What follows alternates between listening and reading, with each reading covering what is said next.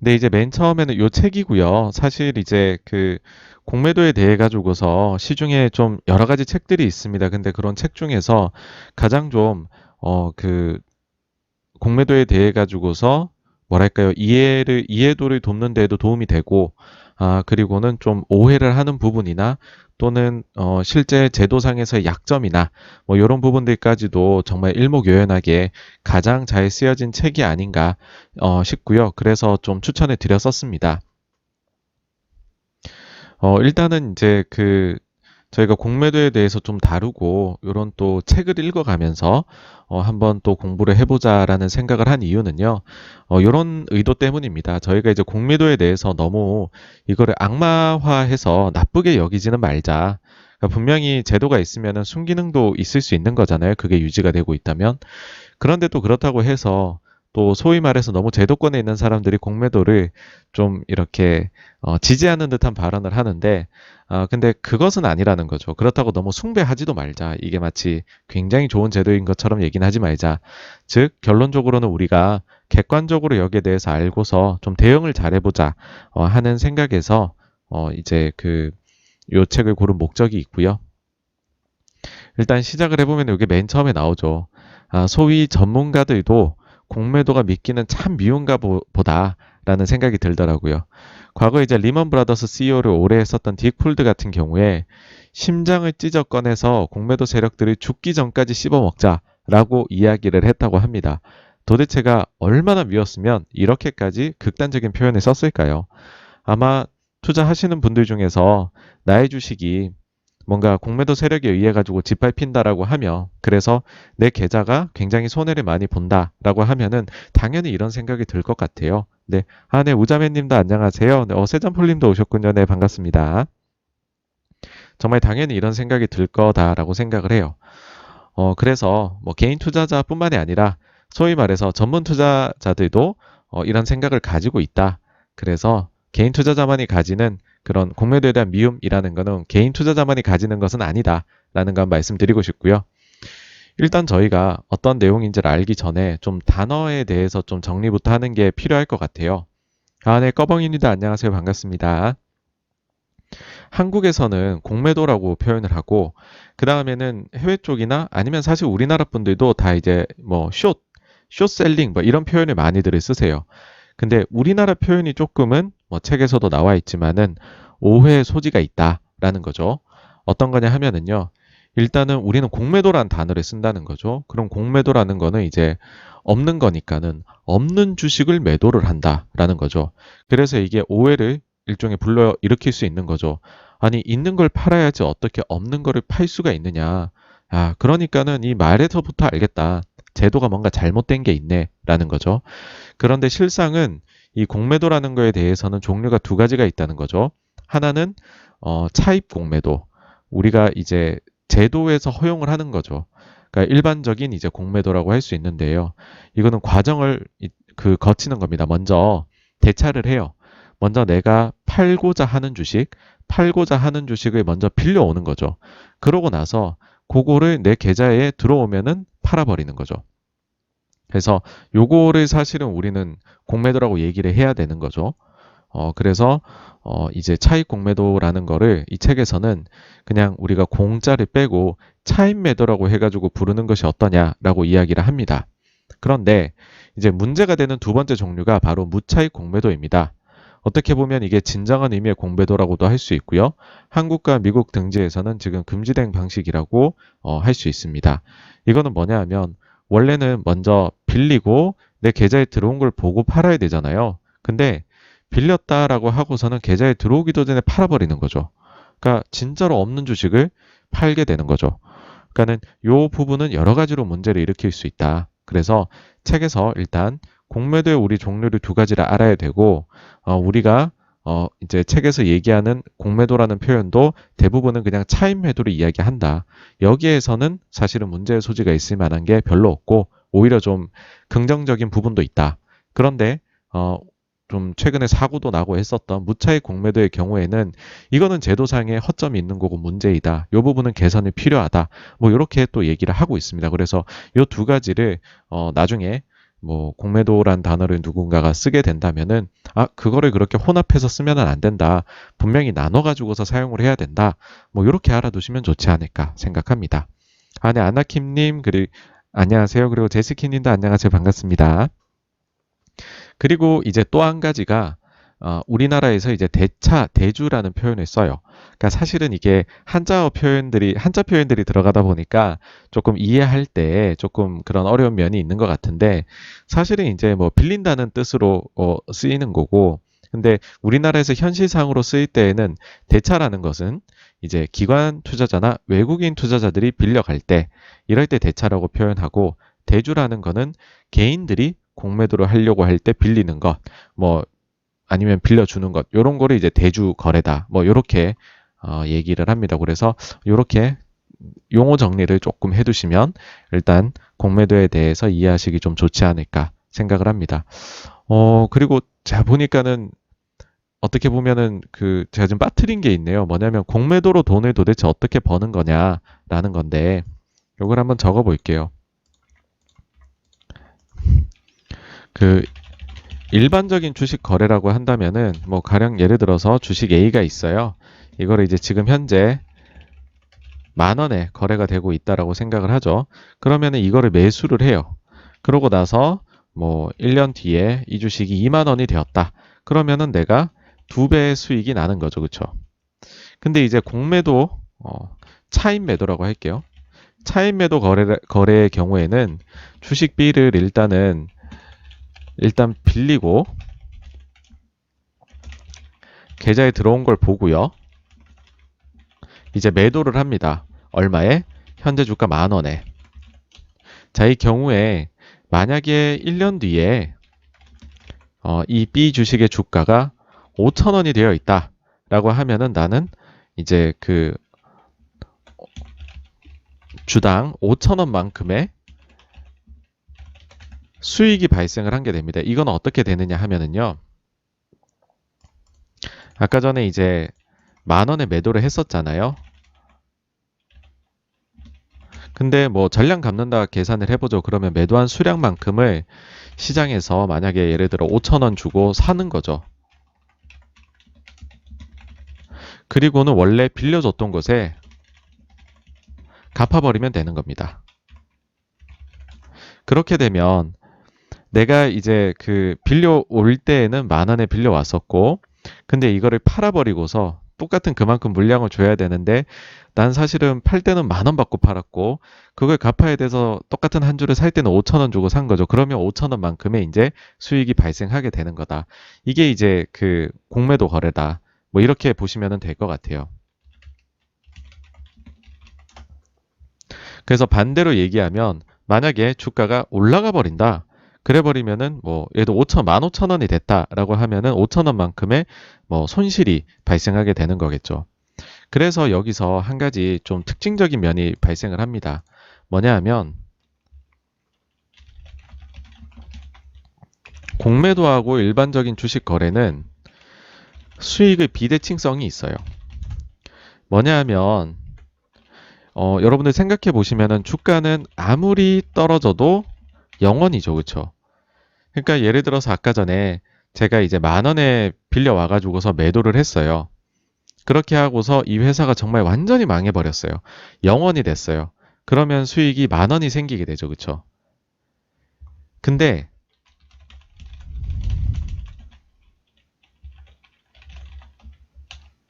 주가라는 거는 사실은 뭐 우리가 텐베거란 얘기도 하지만 10배 오르는 주식도 넣을 수가 있는 거잖아요. 그러다 보니까는 내가 10,000원에 빌려서 매도를 했는데 1년 뒤에 보니까 그 주식이 10만 원이 되어 있을 수도 있겠죠. 뭐 극단적으로 예시를 들자면 100만 원이 되어 있을 수도 있을 겁니다. 그러면은 내가 손해보는 금액이 10만 원이면 무려 주당 9만 원의 손실을 보게 되고요. 100만 원이 되면 주당 99만 원의 손해를 보게 됩니다. 나의 이득은 10,000원으로 닫혀 있는데 내가 보일 수 있는 손실은 무한대로 이론상으로는 열려 있는 거죠. 요걸 그대로 반대로 해보면 우리가 일반적인 주식 거래를 하게 되면 주가가 빠지는 거는 10,000원 주고 샀을 때 10,000원만큼의 손실. 손실은 사실 원금을 100%다 잃는다는 거에서 끝나죠. 근데 만약에 버는 부분에서는 10만 원 되면 9만 원을 더 버는 거고 100만 원 되면 99만 원을 더 버는. 그러니까 상방은 열려 있는 거죠. 그래서 공매도가 좀 이런 수익과 그 손실에 있어 가지고서 굉장히 비대칭성이 존재한다라는 거고요. 이 점은 바꿔 말하면은 사실 공매도가 궁극적으로는 돈 벌기가 일반적으로 좋은 주식을 찾아서 소위 말해서 장기 투자하는 것보다도 더 어려울 수 있음을 의미를 합니다. 예, 그래서 이게 되게 쉬운 거래는 아니다. 그런 얘기 드리고 싶고요. 자, 이제 우리나라 같은 경우에는 그런 공매도의 역사가 어떻게 되느냐라고 하면 뭐 좀 이거 전 처음 알았어요. 그러니까는 우리나라의 경우에는 개인 투자자한테 먼저 허용이 됐었더라고요. 근데 사실상 이게 제도적으로 거의 할 수가 없었고, 그 다음에 96년에 기관 투자자한테 처음으로 허용이 되었고, 그러니까 외국인 투자자보다 먼저 열어줬었어요. 그리고 이제 업팅 룰이라는 거를 이때 도입을 했고요. 그 다음에 98년도에는 외국인 투자자한테도 허용을 했다고 합니다. 그러고 나서는 2009년에는 무차익 공매도가 금지가 되었었다라고 하고요. 여기에서 이제 보시면은 뭐 약간 외국인 투자자가 들어오기 전까지는 거의 뭐 뭐랄까요, 공매도를 안 했을 것 같은 느낌이 드시죠? 실제로도 거의 그랬고요. 이게 2000년대 한 중반 들어와서부터는 보니까는 좀 공매도가 활성화되기 시작을 해가지고서, 네, 좀 계속해서 좀 증가를 해온 그런 상황인 것 같아요. 그리고 여기서 이제 좀 중요한 단어가, 제도가 두 가지가 나오는데, 하나는 업팅 룰입니다. 그러니까 일단은 이제 본격적인 내용에 들어가기 앞서서 좀 몸풀기다 이렇게 생각하시면 될 것 같아요. 일단은 이제 업팅 룰이라는 거는요. 공매도 거래에 의해서 인위적인 가격 파괴가 생기는 것을 막기 위해서 도입된 제도라고 볼 수 있습니다. 뭐냐면 공매도 호가를요. 막 우리가 주식 살 때 여러분들 시장가로 사실 수도 있잖아요. 막 위로 소위 말해서 저희가 올려가면서 막 사는 그런 것들 할 수 있죠. 반대로 그러면 공매도도 그런 식으로 막 시장가 매도를 막 할 수 있느냐라고 하면 그렇지 않다는 겁니다. 그러니까 업팅룰은 공매도 호가를 뭐 시장가로 낼 수가 없고 직전 체결 낼 수 없음은 물론이며 직전 체결가 이하로 할 수 없게끔 하는 것. 요거를 이제 우리가 업팅룰이라고 합니다. 요거는 주식을 조금 하신 분들이면 익숙한 광경이실 거예요. 뭐냐면은 이렇게 호가창이 있어요. 주식 호가창이. 호가창이 있는데 이제 여기가 이제 매도가 쌓여 있고 이쪽에 매수가 쌓여 있을 거잖아요. 근데 매도에 보면 다른 호가창에는 뭐 한 뭐 1,000주, 2,000주 이렇게 쌓여 있는데 바로 위에 호가, 매도 호가에 보면은 뭐 한 10만 주 이렇게들 깔려 있는 거 보실 수 있을 거예요. 그거 보면은 사실은 뭐 이제 저희가 좀 유출해 볼 수 있죠. 야, 이거 공매도가 들어온 것 같다. 얘네가 업팅룰 때문에 막 때려 팔지를 못하니까 위에다 쌓아놓고 있구나. 사실 그게 거의 좀 맞아 들어가긴 하거든요. 그래서 뭐 그렇게 쌓아서 매매를 하는 이유는 업팅룰 때문이다. 그럼 이게 이제 우리나라만 있느냐라고 하면 사실 업팅룰이 있는 나라가 없는 나라보다 많다고 해요. 그리고 이제 그 뭐 제일 이제 자본주의에 아주 최첨단에 달리고 있는 미국의 경우에도 보시면 1938년도에 무려 업팅룰을 도입을 했다고 하고요. 근데 여기에 대해서 수많은 실증 연구를 통해 가지고서 이게 별로 그렇게 장점이 없는 것 같다 해가지고서 2007년에 폐지를 했었다고 해요. 근데 그 뒤에 이제 2010년도에 다시 조금의 조건을 좀 더 추가적으로 붙여서 지금은 또 부활된 상태로 유지가 되고 있다라고 합니다. 자, 그러면 이제부터 좀 공매도에 대해 가지고 본격 알아볼 텐데요. 네, DSH GHDK님 안녕하세요. 반갑습니다. 네, 허덕령 님도 네, 늘 좋은 말씀 감사드립니다. 이제 공매도에 순기능이 있다라는 거죠. 사실 이제 이게 무슨 얘기냐, 공매도 나쁜 거밖에 없지라고 하실 수도 있는데, 뭐 일단은 우리가 공매도가 가지고 있는 거에 대해서 뭐 이 책을 보는 목적 자체가 좀 객관적으로 알아보자라고 하는 거니까 사실 수많은 연구들이 진행이 됐고 논문 자료들이 나와 있고 또한 이런 책들이 또 그걸 바탕으로 나와 있는데 사실 이 책에서 이제 이야기하시는 내용 자체가 어떻게 보면 집대성이라고 할 수 있을 것 같아요. 다른 곳에서도 이야기를 하는 그런 장점들을 좀 모아두신 건데 첫 번째는 가격 발견 기능이 있다라는 거죠. 뭐냐면 뭐 과도하게 주가가 오른 경우들 있잖아요, 여러분. 이런 게 있을 때 사실 정말 꼭지에서 만약에 누구도 여기에 대해 워닝 사인을 주질 않는 거예요. 이 주식은 비싸요, 막 이런 걸 안 했을 때 우리가 최꼭지에서 샀다. 그러면 주가가 급락할 때 그 투자자가 너무 큰 피해를 볼 수 있는 거잖아요. 그래서 그렇게 주식 어떤 주가가 과도하게 막 버블이 형성되는 거를 막으려면 그러면은 뭐 그걸 법으로 금지시키느냐 뭐 그러기도 좀 웃기고 그쵸? 그러니까는 똑같이 민간에서 이제 가격이 떨어지면 돈을 버는 공매도의 경우에는 과도하게 비싼 주식을 공매도를 해야 돼 유인이 생겨 있잖아요, 당연히. 그러다 보니까는 이 공매도 투자자들은 이런 주식을 찾아가지고서 공매도를 하고서는 그걸 막 이야기를 할 거란 말이에요. 이 주식은 이래서 너무 비싸. 반대로 생각하시면 내가 주식을 사놓고 오르기를 바라면서 이 주식은 이래서 좋아요 하듯이 공매도 한 사람들은 이 주식을 팔아놓고 이 주식은 이래서 나빠라고 얘기를 할 거란 말이죠. 그런 과정을 통해서 과도하게 주가가 튀어오르는 것을 일단은 좀 막아줄 수 있다는 거죠. 그리고 계속해서 조금이라도 이제 공매도 투자자들은 가치 대비해서 가격이 오른 주식들을 발굴하는 것을 끊임없이 노력을 할 거잖아요. 이것도 반대로 생각해 보시면 이제 그 매수를 하는 투자자들 입장에서는 가격이 가치 대비해 가지고서 현저히 내려가 있는 주식을 고르려고 저희 노력을 하잖아요. 그거 하고 이제 뒤집어 보면, 그러니까 제가 생각할 땐 그래, 이 양쪽은요 서로 역지사지 해보면은 그대로 대깔꼬만이거든요. 여하튼 그래서 공매도를 해버리면 가격이 가치 대비 너무 올라가는 거를 좀 막아줄 수 있는 거죠. 그래서 이 괴리를 줄여주는 역할을 한다. 그러니까 이제 가격 발견 기능이 있다라는 건데, 근데 사실 이제 그런 생각은 들어요. 가격이라는 거 우리가 확실하잖아요. 눈에 보이니까. 가치라는 것은 우리가 사람마다 다르잖아요. 이 평가를 하는 방식에 따라 다르고 시장 상황에 따라 다르고 그래서 우리가 가격과 가치의 괴리를 줄여준다고 하는데 과연 이 가치라는 것은 누가 판단할 수 있을까? 그리고 어떻게 보면 공매도 측이 또 잘못 판단할 수도 있다는 거죠. 무슨 얘기냐면은 주가가 너무 오버해서 올라가는 경우 있잖아요, 여러분. 그거는 이제 매수하는 사람들이 적정 가치 계산을 잘못하고 사고 있는 거죠.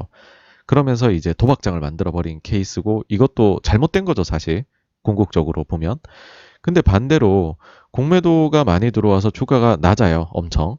근데 그게 공매도를 하는 측은 당연히 이제 지금 가치 대비 고평가돼 있으니 우리가 하는 거야 하겠지만 가치 평가라는 건 매우 어려운 것이고 특히나 매수하는 쪽이 버블을 만들면서 잘못 판단할 수 있듯이 공매도하는 측도 매도를 하면서 잘못 판단을 할 수가 있다는 거죠. 그래서 이런 부분을 생각해 보면은 이게 과연 그렇게까지 막 완벽하게 발견할 수 있는 것은 아니고 근데 이제 제가 뭐 말은 길게 했지만은 다만 많은 참여자가 효율적으로 움직인다고 가정을 했었을 때에는 공매도가 없을 때보다는 있는 것이 아주 당연하게도 가격 발견 기능은 더 있지 않겠느냐라고 우리가 생각해 볼 수 있다라는 거죠. 그리고 또 하나가 이런 겁니다. 이제 그 사실 주식을 살 수밖에 없게 해두면 낙관적인 의견을 가진 사람만이 계속해서 살 거라는 거죠. 그래서 비관적인 의견을 가진 사람들은 시장에 참여를 안 하려고 할 거라는 거죠. 근데 비관적인 생각을 가진 사람들도 공매도, 즉 떨어지는 걸 잘 발견해서 떨어지는 투자를 하면 돈을 벌 수 있어라고 하면 이들도 시장에 들어오게 된다는 거죠. 그래서 이런 비관적인 사람들이 사실은 빅쇼트를 생각하시면 쉬울 것 같아요. 누구나 주택시장은 주식시장이나 채권시장이 무너져도 주택시장이 무너진 경우는 미국 역사상 없었어. 라는 걸 기본에 깔고 갔었거든요. 근데 거기 뒤에 숨어 있는 엄청난 이제 알고 보면 버블이 터질 그 상황을 예측을 그 주인공들은 해낸 거잖아요. 근데 만약에 그런 식으로 투자할 수 있는 방법이 없었다라고 하면 그런 비관적인 의견을 가진 투자자들은 이 시장에 아예 뛰어들지도 못했을 거고 사실 그걸 발견하는데 시간이 더 걸릴 수도 있었고 잘못하면은 2007년만 해도 거품이 엄청나다고 하는데 그보다 더욱더 큰 거품이 생겼을 수도 있다라고 우리가 생각할 수 있는 거죠. 그래서 이런 점들을 이제 묶어가지고 가격 발견 기능이다라고 얘기를 하는 겁니다. 근데 이제 여기도 역시나 생각해볼 문제가 이거 같아요. 그러면은 사실 우리가 어떤 그 제도가 있고 없고의 장단점을 생각해 볼 때, 극단적인 사례를 생각하면 좋은 거죠. 뭐냐면, 미국 주식 시장에서 과거 발생한 수많은 버블들이 있었다는 거죠. 근데 그 당시에는 과연 공매도가 없었냐는 거죠. 공매도가 다 있었습니다. 그러니까는 이제 아까 보시면은 뭐 지금 미국에서 업팅 룰이라는 거 도입 자체를 1938년에 했다고 하잖아요. 그러면 그 전 시기부터 공매도가 합법이었다는 건데 미국이 사실 1930년대 이후로 얼마나 많은 그 이제 버블과 그것이 터지는 과정을 겪었습니까? 그쵸? 근데 그 사이에 공매도가 계속 존재를 했는데 거품이 과도하게 끼는 거를 사실은 막지를 못했다라고 볼 수도 있는 거죠. 물론 예를 들어 뭐 10번 발생할 거를 5번 발생으로 막았다. 막 이렇게 볼 수도 있겠지만 어쨌든 공매도가 있음으로 인해서 완벽히 거품을 제거할 수 있는 것은 아니다라는 거고, 두 번째는 자꾸만 그런 생각이 들어요. 뭐 가치를 발견해주고 비관적인 의견을 해서 너무 낙관적인 사람이나 너무 과도하게 죽고 오르는 것을 막는다라고 하니까 사실 이게 어떤 측면에서 공매도 투자자들이 마치 굉장히 냉정한 판단을 하는 투자자로 생각을 하는데, 뭐 근데 꼭 그렇게 봐야 되는가라는 것도 생각해 볼 문제라는 거죠. 아까 전에 일반적인 롱 투자자와 그 다음에 숏 투자자는 대깔꼬마니라 말씀을 드렸잖아요. 나의 이익을 위해서 움직이는데 내가 주식을 살 때 별 이유 없이 여러분들도 사기도 하잖아요.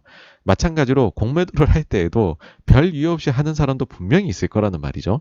그래서 이런 좀 공매도 투자자는 좀 더 냉정해 라는 가정을 까는 것은 조금 위험한 생각이지 않나 라는 또 생각해볼 문제를 좀 가지고요.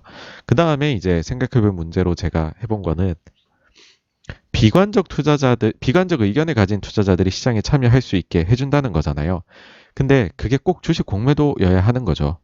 그러니까는 그 저희가 뭐 여러 가지 이제 책들을 보다 보면은 예를 들어 뭐 유럽의 앙드레 코스톨라니 책을 보면은 증시 자산 시장이 있어가지고서 달걀 이론을 제시를 하죠. 그러니까 순환을 한다는 거죠. 주식이 좋을 때가 있고 주식을 팔아가지고서 예금에 넣어야 될 때가 있고 그렇다는 거죠. 그러니까는 비관적인 의견을 가진 투자자들에게 공매도라는 대안을 주지 말고 그렇게 뭐 시장이 너무 버블인 것 같고 그렇다면 현금을 보유하도록 만들거나 아니면 채권을 보유하도록 대안을 주는 거죠. 그러니까 꼭 주식 공매도라는 것을 열어둬야지만이 이 사람들이 시장에 참여하냐. 공매도가 없으면은 이 사람들이 주식 시장에 그럼 안 들어올 것 같다. 오케이. 근데 그렇다고 해서 자산 시장에서 아예 멀어지느냐 하면 제 생각에는 그건 아닐 수도 있다라는 생각이 듭니다. 그럼 이제 다음으로 넘어가서요. 공매도의 순기능이라고 하면은 회사의 부정을 발견하는 기능이 있는 거죠. 책에서도 이제 나왔지만은 이거는 뭐 영상으로도 나와 있고 하니까 여러분들께서 찾아보시면 이거 되게 재밌는데, 이제 허벌라이프에 대해서 빌 에크만과 칼 라이칸이 대결을 펼친 내용입니다. 그러니까 빌 에크만은 공매도를 하고서는 이거는 피라미드 사업 방식이다. 라고 이제 굉장히 비판을 했습니다. 근데 칼 라이칸이 너는 틀렸어라고 하면서 이제 빌 에크만은 공매도를 했는데 칼 라이칸은 매수를 해서 들어와 버린 거죠. 궁극적으로는 칼 라이칸이 이때 당시에 이겼다라고 하더라고요. 그래서 빌 에크만이 큰 돈을 잃었다고 합니다. 근데 나중에 가서는요, 미국 이제 연방통상위원회에서 허벌라이프에 대해서 조사를 하고서는 니네 좀 피라미드 방식인 것 같아. 이거 바꿔라고 회사 협의를 이제 하게 되죠. 그러니까 논리로 보면은 에크먼이 이긴 게 맞아요. 에크먼 측의 생각이 맞아요. 근데 참 아이러니하게도 빌 에크먼은 이걸 처음 얘기하고 근데 돈은 잃고 뭐 그렇게 끝났던 사례였습니다. 요거 말고도 회사 부정에 대해 가지고서 책에서 여러 가지 이제 부정을 발견한 사례들이 나오고 있습니다. 그리고 뭐 영상 중에 차이나 허슬 이런 것들도 이제 추천을 하시죠. 그래서 그런 것들은 뭐 이제 책을 보시거나 영상 보시면 더 이해가 빠르실 것 같고, 오늘은 시간 관계상 그건 생략을 하겠는데요. 자, 이제 이것만 보면은 멋있어요. 회계 부정을 발견하고 회사의 부정을 발견하고 멋지잖아요. 그렇죠? 근데 이제 그런 생각도 듭니다. 저는. 물론 이게 정부기관이 완벽할 수 없기 때문에 제도도 그렇고요. 민간이 보충해야 되는 영역이 있어야 한다는 건 이해는 하지만, 아니 도대체 회계부정까지도 민간 투자자가 다 잡아내야 될 정도로 사회 시스템이 구멍이 많다면 그건 일단 시스템의 구멍부터 메꿔야 되는 거 아니냐라는 거죠. 그래서 이 부분에 대해 가지고서도 굳이 회사의 부정을 발견하는 역할을 공매도 세력에게 꼭 맡겨야만 되는 것인가라는 생각이 좀 들기는 했습니다. 다음으로 공매도의 장점이라 하면은 아무래도 이제 유동성 공급입니다. 우리가 흔히 유동성에는 유동성 비용이라는 말을 쓰고는 합니다. 이게 뭐냐면 여러분들이 주식 하시다 보면 거래가 참 안 되는 주식들이 있어요. 그걸 살려면 내가 원하는 물량만큼 살려면 소위 말해서 좀 올려가며 사야 되고 나중에 그걸 매도를 할 때는 좀 내려가며 팔아야 돼요. 근데 여러분들이 삼성전자를 매도를 하신다. 그러면은 어지간한 부자가 아니고서는 한옥가 안에서 다 끝이 나거든요. 그쵸? 그러니까 이거는 굉장히 유동성이 풍부한 거죠. 그러니까는 내가 사고 싶은 거를 내가 사고 싶은 가격에 즉시 살 수 있느냐 없느냐. 그게 안 된다면 유동성에 비용이 들어가는 거죠. 근데 실제로 이런 비용이 들어가는 종목이 꽤 많아요. 그렇죠? 그래가지고서, 만약에 이런 유동성을 충분히 공급해주는 누군가가 있다면 되게 좋겠다는 생각이 들죠. 그쵸? 요거를 이제 특정 시기, 요 책에 자세히 나와 있습니다. 그 시기에 요 저자께서 연구하신 거에 따르면은, 뉴욕, 거래소의 경우에는 거래량의 24%, 나스닥 시장의 경우에는 거래량의 무려 31%가 공매도를 통해 가지고서 제공되는 것이었다라는 겁니다. 그러니까는 거의 한 3분의 1 정도, 4분의 1에서 3분의 1 정도가 공매도를 통해서 유동성이 공급됐다. 바꿔 말하면 3분의 1이나 4분의 1의 유동성이 공매도가 만약에 없다면 없어져 버리는 거죠. 그러면은 그만큼의 이제 유동성의 비용이 증시에 발생을 할 거다라는 겁니다. 한국의 경우에는 보시면은 공매도 비율이 낮은 편이에요. 여기에 비하면은. 이제 기간이 2006에서 2010년. 지금은 이때보다 공매도가 더 늘어나긴 했는데요. 이때 당시에 보면 우리나라에 거래소 기업 기준으로요. 78%가 공매도 비율이 0이거나 0%대였다라고 합니다. 그리고 20%의 기업이 공매도 비율이 1%. 다시 말씀드리면요. 2%의 종목만이 공매도 비율이 2% 이상이었다라는 겁니다. 미국의 사례와 너무나 비교가 되시죠. 특히나 시가총액 600억 미만이면 공매도 비율이 제로 거의였다고 하고요. 시총 2조 정도가 되어야 이제 공매도 비율이 1%, 6조가 넘어가야 공매도 비율이 4%였다 해요. 그러다 보니까 좀 의미 있게 숫자를 계산해 볼 수 있는 우리나라 50개 기업을 한정해 가지고 해보니까 한국은 공매도 비율이 불과 3.2%에 불과하더라라는 거였습니다. 그러니까 우리가 공매도에 대해서 굉장히 화를 많이 내긴 하지만은 근데 미국에 비하면은 사실 몇 명이 안 하네? 뭐 이런 생각이 드실 수 있겠다는 거죠. 이게 이제 책의 내용을 그대로 요거 해가지고 가지고 온 건데요. 유가증권 시장에서 그 총 거래대금 대비해서 공매도의 거래대금이 지금은 이제 2018년 12월 자료까지 나와 있는데 지금은 이제 뭐 높은 한 자리까지 올라가 있습니다.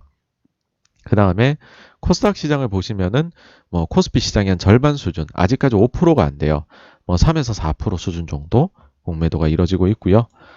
그 다음에 요거 투자자별로 좀 나눠보면 흔히들 뭐 일단 개인은 못하고 기관이 많이 한다 생각하시는데 압도적으로 외국인의 비중이 높습니다. 코스피에서도 거의 한 7, 80%, 코스닥은 더 높아서 8, 90% 정도가 외국인 투자자이고 개인 투자자의 비중은 굉장히 미미하고 그 나머지를 이제 좀 기관 투자자들이 좀 나눠서 하고 있다라고 보실 수가 있습니다. 자, 그러면은 여기서 또 좀 86번가가 생각해 볼 문제로 제시를 하는 거는 이런 거예요. 과연 이제 공매도를 우리가 금지하기 전으로 해서 이제 유동성 공급을 해준다 하니까 한국 증시의 거래 대금이 늘었는가 줄었는가입니다. 그러니까 이제 책에서 나온 내용이나 여러 연구 논문들을 보면 사실 금지 전으로 해가지고서 공매도가 있는 게 유동성이 더 낫다는 연구 결과가 훨씬 더 많기는 해요. 근데 이번에 우리나라 증시의 경우에는 이게 좀 얘기가 다른 거죠.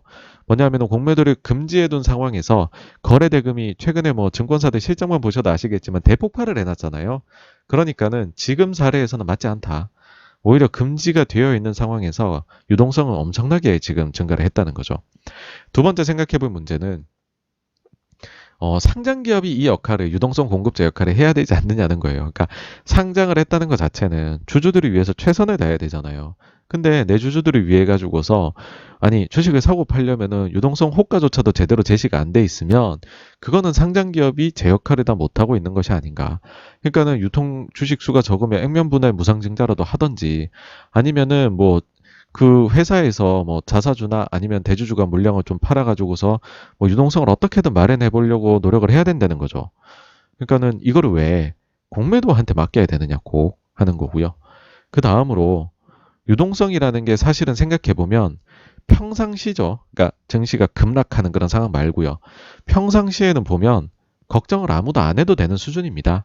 그러니까 이건 무슨 말이냐 하면은 평상시에는 사고 파는데 큰 문제가 없어요. 근데 꼭 위기가 오면은 유동성이 메말라 버려요.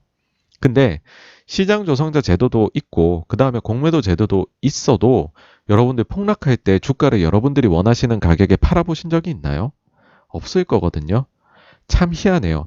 물론 이거를 이제 숫자로 표현을 하면은 평균적으로 봤었을 때에는 그럼에도 불구하고 공매도가 있는 것이 폭락할 때 그래도 좀 더 유동성 공급을 해준다라는 논문이 훨씬 많은 걸로 알고는 있습니다. 근데 실제로 시장에 참여하는 우리 투자자들 입장에서는 그걸 잘 못 느끼는 거죠. 폭락할 때는 아무도 받아준 사람이 없거든요. 저는 이제 이번 코로나 때보다는 지난 금융위기 때 그걸 더 느꼈던 것 같아요. 그때는 상한가 또 15%이기도 했고, 그때 막 수익이 되게 좋았어요. 되게 좋다가, 이제 금융위기 온다 그러니까는 뭐 갑자기 뭐 은행이 망한대요. 미국의 베어스턴스인지 사실 이름도 그때 처음 들어봤죠. 학생인데 뭐라 얘기했어요. 근데 그게 망한다 하니까는 제 주식이 하한가를 가더라고요. 그래서 이때라도 팔아야 되나 해가지고 하한가에 매도 주문 내는데 안 팔려요. 사는 사람이 없으니까. 그래서 살펴보니까는 뭐 가격 뭐 그다음 시간 뭐 우선 배분 뭐 이런 규정들이 있더라고요. 그래서 다음날 눈 뜨자마자 매도를 냈죠. 근데 그날도 점 하를 가고는 매도가 안 됐어요. 그러고 그 다음날 딱 봤는데 또 매도를 내놨는데 이제 그런 거죠. 시작하려고 하는데 그 처음에 이제 그 예정 체결 가격 그게 또 하한가에 가 있더라고요. 근데 그걸 보면은 사실은 과연 그 종목의 유동성이 우리가 공급이 됐을까라고 하면 저는 그거는 또 아니었다는 생각도 들더라고요. 자, 그리고 또 한 가지가 저유동성 이제 저희가 사실은 제가 이제 나왔던 회사가 좀 유통 가능 주식 수가 부족하거나 스몰캡 뭐 이런 것들을 많이 했던 회사 이제 제가 나왔잖아요. 그러다 보니까는 이제 일종의 저를 저유동성 종목 전문 매매자라고 얘기를 할 수도 있을 것 같더라고요. 근데 사실 이제 저희가 그런 저유동성의 종목을 살 때 그런 생각을 해요. 뭐냐 하면 우리가 진짜로 기업을 잘 보면 그 기업이 정말로 좋아지면 거래가 확 터진다는 거죠. 그러니까 지금은 하루에 1,000주밖에 거래가 안 되는데 그 주식이 만약에 시가총액이 너무 잘 돼서 2배가 됐어. 그러고 나서 거래량이 여전히 1,000주면은 그래도 거래 대금은 여러분 2배 증가하는 거잖아요.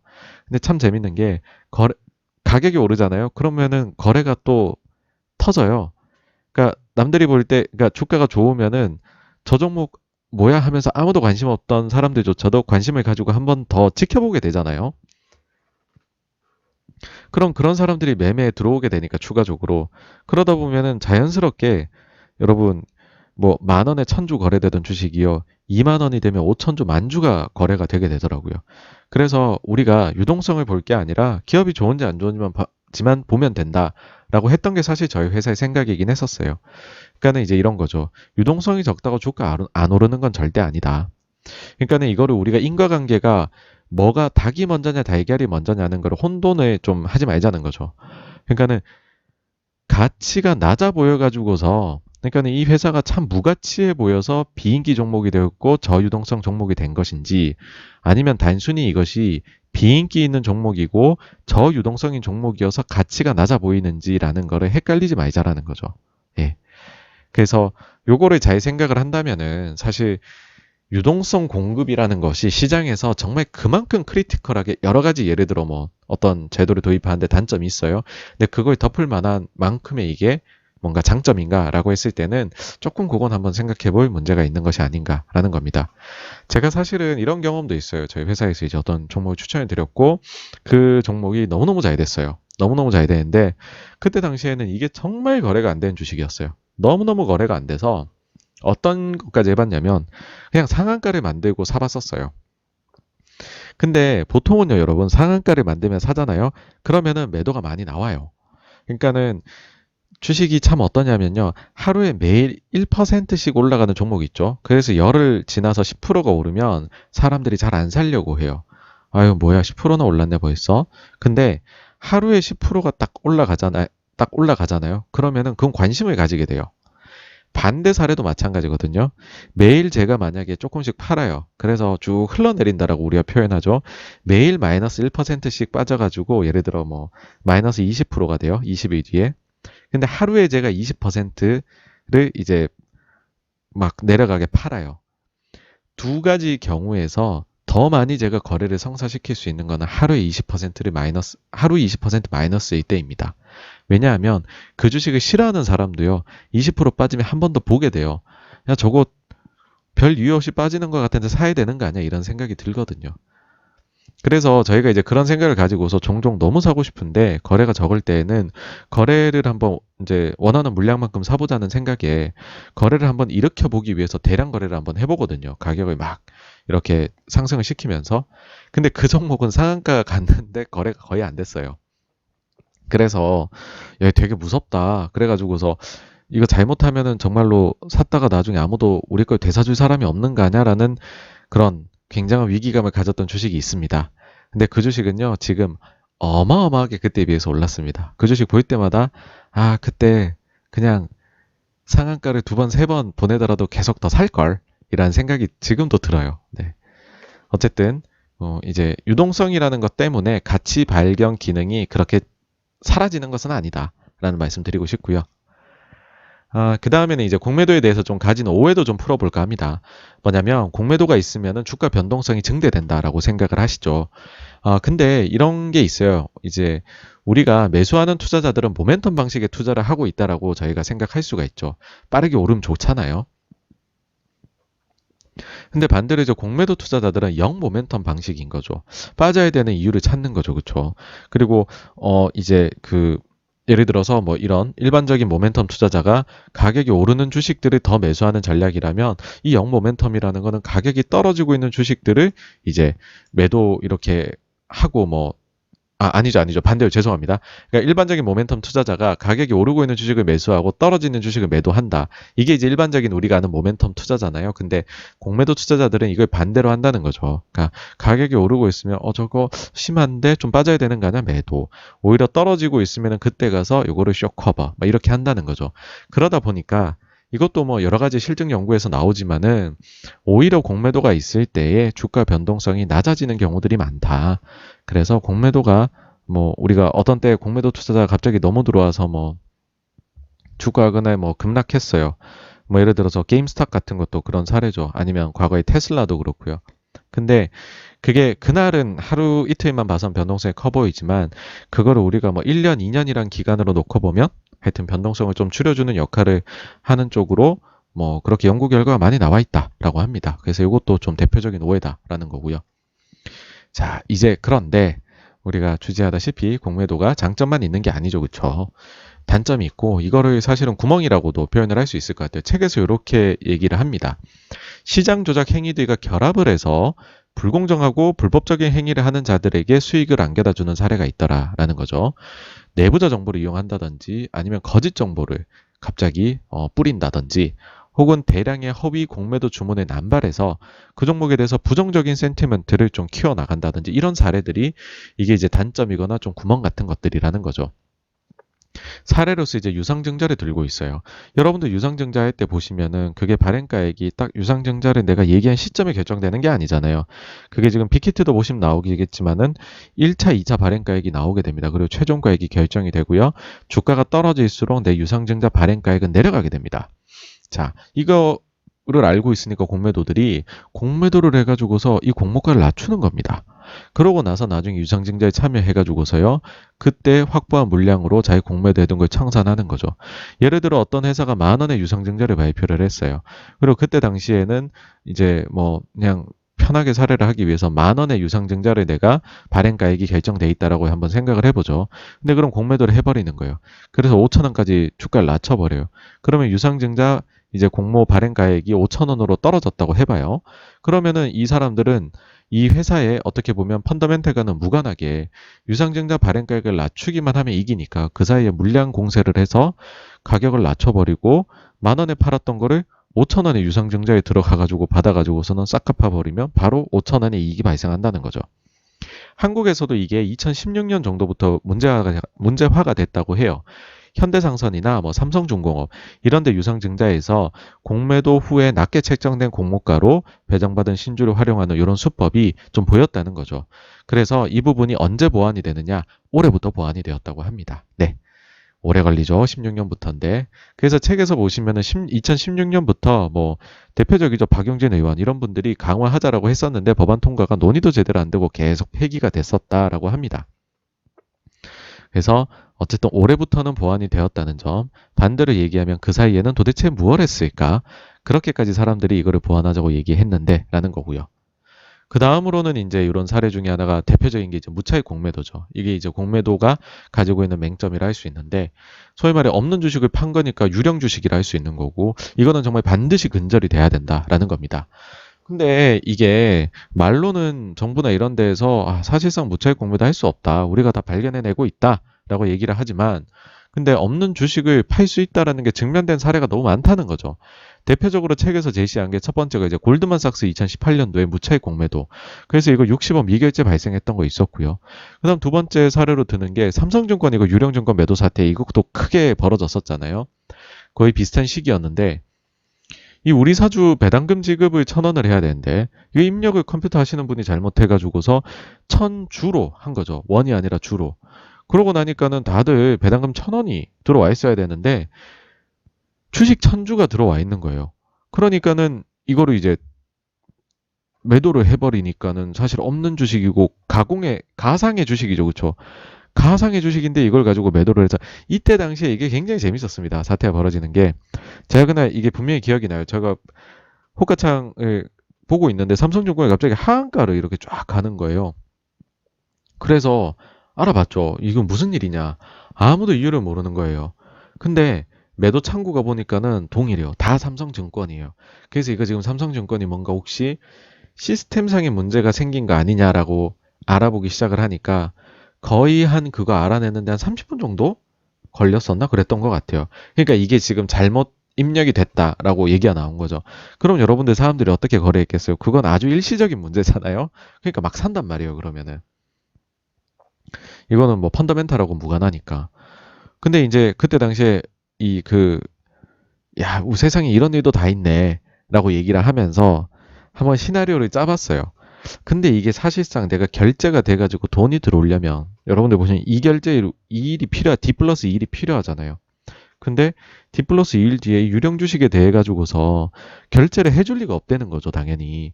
그러면 이 사람들은 사실은 이게 삼성증권의 직원들인데 그 정도 지식 수준이 없는 사람은 아무도 없을 거잖아요, 여러분. 그러면 이 사람들은 도대체 이거를 판 것까지는 오케이인데 그걸 가지고서 어떻게 현금을 내가 뽑아가지고서 그걸 또 안전하게 다른 곳으로 이동을 시킬 수 있을까라는 생각을 한 거죠.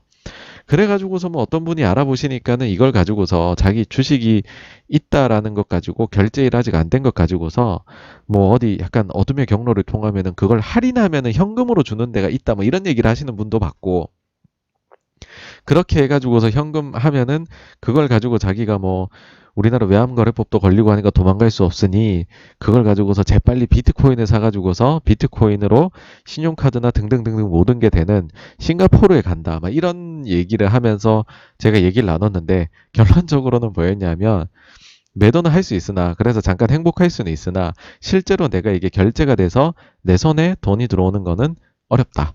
네, 그래서 도대체 이분들이 왜 이렇게 하셨을까 하는 생각이 들어 이제 그런 얘기를 저희끼리 나눴던 기억이 납니다.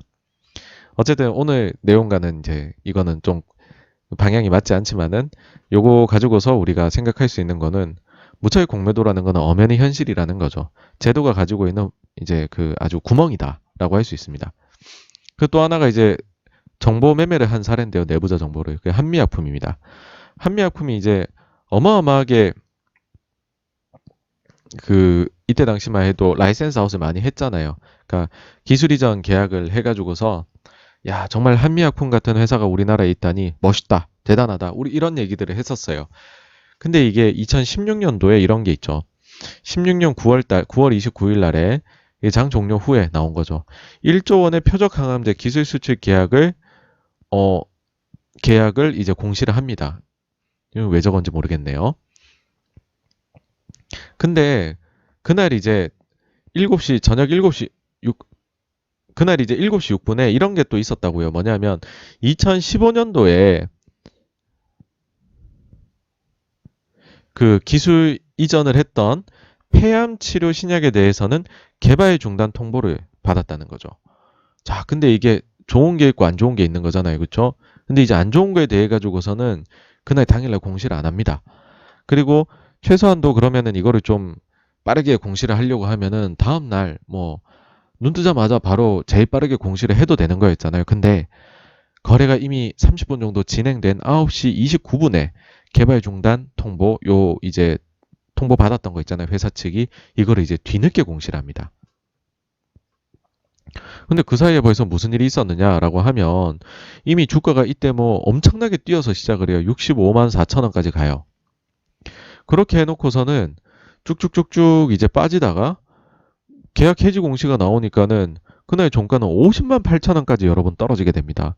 이때 와 역시 한미야 또 1조 원 기술 수출 계약을 따냈구나 라고 해가지고서 이때 산 사람들은 사실 알고 보면은 공시를 이용해서 공시라는 모두가 볼 수 있는 정보를 가지고서 매매를 하신 건데 너무 억울한 거죠. 왜냐하면 안 좋은 뉴스는 회사가 속이고 있다 뒤늦게 냈으니까. 그러니까는 이 분들은 굉장히 손해를 많이 보신 거고 뭐 근데 우리가 여기서 그냥 끝났으면은 아 이거는 일종의 좀 해프닝적인 거 윤리적인 약간의 문제 정도로만 삼지만은 이게 알고 보니까는 이날요, 요 짧은 시간 동안에 공매도가 어마어마하게 쏟아져 나왔다는 거죠. 평소에 공매도 물량이 뭐 2,000주, 뭐 7,000주 요 정도밖에 안 됐는, 몇천 주밖에 안 됐는데 이날은 10만 주 공매도가 됐다고 합니다. 그러면은 이게 그거죠. 과연 이 사람들이 모르고 했겠냐? 라는 생각이 드는 거죠. 그래서 이게 실제로 조사가 들어갔었습니다. 그래서 조사해 보니까는 요거를 이야기를 흘린 사람이 누구냐 이게 발견을 해낸 거죠. 보니까는 한미약품 이제 모의사인 한미사이언스 여기 인사팀의 상무가 혐의가 있었다는 거고 이분이 보령제약 이사 등한테 그러니까 자신의 지인들에게 악재 정보를 미리 알려주었다는 겁니다. 그래서 결론은 어떻게 됐느냐? 인사팀 상무는 징역 1년, 집행유예 2년, 그 다음에 벌금 5천을 받았고요. 보령제약 이사는 징역 6개월, 집행유예 2년, 벌금 4억에 추징금 3억 6,331만 원을 부과를 받았다고 합니다. 근데 이들 말고도 다른 뭐 20 몇 명의 한미 직원들도 적발이 됐어요.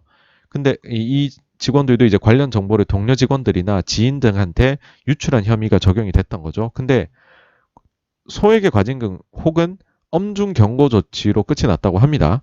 그리고요, 더 그런 거는 증권사나 운영사에 대한 처벌은 이 경우에 하나도 없었습니다. 왜냐하면 압수수색을 했음에도 불구하고 물증을 확보하는데 실패를 했었다라고 합니다. 자, 어떻게 보면 이보다 더 의도를 가지고서 누가 봐도 기록이 남는 그런 식의 뭐랄까요? 매매가 있었습니다. 사례가 나왔음에도 불구하고 사실 이제 이분들은 풀려나신 거잖아요. 집행유예니까. 그 다음에 벌금액이 모르겠습니다. 보령제약 이사 요분은 얼만큼 큰 금액으로 하셨는지는 모르겠지만은 사실은 요 정도 금액을 내고 그 다음에 뭐 집행유예로 끝나고 그 다음에 과징금 소액 맞거나 엄중 경고 그 다음에 증권사나 운용사는 처벌을 받지 않는다라고 하면은 이거는 하라는 뜻 아닌가요? 이 정도면? 하지 말라가 아니라 이 정도면 한번 해보세요라는 거잖아요. 그렇게까지 크게 뭐 페널티 먹는 게 없다. 라는 거였죠. 제 생각에는 이때 단추를 잘못 끼운 것 같아요. 그리고 사실 이제 저만 봐도 이걸 보면은 뭐 이제 화가 나는데 수많은 개인 투자자분들은 어떠셨겠어요? 이걸 보면서 야 이거 역시 착하게 사는 사람만 손해보네. 나쁘게 살아도 안 걸리면 그만이고 걸려도 뭐 그렇게 대단한 게 없구나 그런 생각이 드는 거죠. 그래서 사실 이게 한미 관련해서는 당시에 이제 저희 회사가 웃지 못할 사례가 좀 있긴 했습니다. 사실 이제 요 사례 말고 1년 전에 한미약품이 뭐 기술 뭐 수출 계약을 맺으면서 엄청나게 주가가 급등을 했잖아요. 근데 이거 요날도 제가 아주 똑똑히 기억을 합니다. 요 시간대 보세요. 2015년도 11월 2일 15시 18분입니다. 그쵸? 자, 검찰이 한미약품 주가 조작 의혹에 대해 본격 수사에 착수했다. 어디냐? 한국투자밸류자산운용사무실에 압수수색했다라고 합니다. 난리가 나요. 회사에 앉아 있는데 그런 적은 처음 봤어요. 여러분들 저게 3시 18분에 나왔잖아요, 기사가. 그러면은 제일 기억이 나냐면 3시 20분부터가 이제 동시효과 들어가게 되잖아요, 여러분. 그때부터 해서 모든 회사에 있는 전화벨이 쉬지 않고 울리더라고요. 받으면은 엄청난 컴플레인입니다. 밸류가 그럴 줄 몰랐다. 밸류가 그런 게 사실이라면 당장 모든 돈을 우리가 다 빼겠다. 라고 해서 난리가 났고 저희 회사의 임원분들께서 아주 분주하게 움직이십니다. 사실은 그게 아니고요 하면서 엄청나게 사태 해결을 위해서 노력을 하셨어요. 근데 여기도 기사가 나와 있죠. 그쵸? 이건 3시 35분이네요. 검찰 주가 조작 의혹 한국투자밸류자산운용 압수수색 막 이런 자료 화면까지 하면서 실제 막 압수수색하고 있습니다. 실제 막 압수수색 장면같이 보이죠. 그쵸 여러분? 근데 이게 왜 웃지 못할 해프닝이냐면 아니 이게 그래요. 이거 지금 조선 그러니까 우리나라의 아주 그 유력한 곳에서 압수수색을 하고 있다. 막 이런 얘기 다 했단 말이에요. 근데 이게 저희 회사 아니거든요. 이게 한국투자신탁운용이었어요. 이게 오보가 난 거예요. 그래가지고서 이제 이게 오보다 막 이렇게 말씀을 드리려고 막 저희 임원분들 나가셔서 기자분들 막 만나시고 막 해가지고 투자자분 만나서 막 설득시키고, 왜냐면 돈을 다 빼신다 그러고 난리가 나고 저희에 대한 신뢰 문제잖아요. 이건 투자는 신뢰가 생명인데 막 그런 상황이 되고 기자분들이 실제로 막 저희 회사 앞에 막 장사진을 치시는 거예요. 그래서 회사 안에 들어가게 해달라 그래서 보여드렸어요. 안에 보여드리면서 검사가 없습니다. 저희는 지금 일을 그냥 하고 있습니다. 그러니까는 몇몇 이제 기자분들은 아, 기자의 촉으로서 이거는 아직 안 나온 거고 몇 분이 있다 올 것 같아 하면서 그날 저희 퇴근할 때까지 그 앞에 복도에서 쭈그리고 앉아서 기다리시는 분도 계셨어요. 그래서 저희가 막 아유, 이거 추우신데 뭐 하시냐 하면서 막 이렇게 차도 드리고 막 그랬었거든요. 근데 결론은 한국투자 신탁운용이었어요. 밸류가 아니라. 근데 이게 사실은 굉장히 큰 오보가 나온 거잖아요. 그러니까는 이게 누구도 이거를 제대로 정정은 안 하시더라고요. 그때 제가 느꼈습니다. 아, 이게 우리가 되게 이거를 바로 정정을 바로바로 할 수 있는 문제가 아니구나라고 느꼈던 게, 밸류가 아니다라고 하니까는 그러면 틀린 거잖아요. 지금 이 기사를 낸 데들이. 그러니까 그 다음에는 이상하게 이거를 오보를 포장을 해요. 뭐냐면 압수수색 대상은 한국투자신탁운용 직원이 맞긴 한데 전직 한국밸류 운영 소속이었다라고 합니다. 여러분들 제가 말씀드릴 수 있는데 지금까지도요. 그 저희가 계열사긴 하잖아요. 계열사긴 한데 완전히 별개로 운영이 되고 왕래가 없어요. 왕래가 전혀 없고 한국투자신탁운용에서도, 그러니까 지금은 이제 저희 대표님도 이제 뭐 이제 나가시고 해가지고서 뭐 다른 이제 대표님 모시고 했지만은 그 전까지로 보면 한국투자신탁운용에서 밸류로 온 사례가 운용부에서는 없었고요. 운용부에서 한국밸류 운용부에서 한국투자신탁운용으로 운용부로 가신 분은 딱 한 분이 계신데 그분은 다른 회사를 거쳐서 가셨고 이때는 근무를 안 하시던 시기였어요. 그러니까는 사실상이요. 저희 두 회사는 왕래가 없습니다. 전혀요. 근데 이제 이런 식으로 또 기사를 내시더라고요. 그러니까 오보를 포장을 하시는 거죠. 제가 봤는데 요 기사 정도만이 저희를 잘 굉장히 감사하게 생각을 합니다. 네, 웃지 못할 해프닝 해가지고 이 전말에 쫙 적어주셨거든요. 해가지고서 이제 저런 거 가지고서 이제 저희가 사실은 저희가 아닙니다 이러면서 막 열심히 얘기를 하고 다녔던, 네, 그런 웃지 못할 사건이었습니다. 저도 있으면서 별일이 다 겪었네요. 네. 자, 어쨌든 그 다음에 이제 또 책 내용으로 넘어가 보시면요.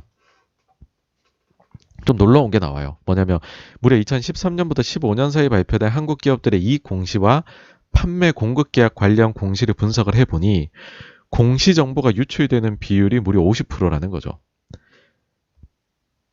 그리고 이게 또한 호재성보다는 악재성에 대한 사전 유출 비용이 높았다는 겁니다. 그러니까 지금 한미약품 같은 사례가 한미가 대표적으로 걸려서 문제였지 많았다는 거예요. 예. 그리고 이제 무차익 공매도의 대표적인 사건이라 하면 뭐 다들 이거를 얘기를 하더라고요. 이 책뿐만 아니라 다른 이제 공매도를 얘기하는 곳에서는 저는 이름도 처음 들어봤습니다. 우풍 상호신용금고. 여기가 공매도 결제 불이행이 났더라고요. 그러니까 2000년 아주 옛날 일이죠.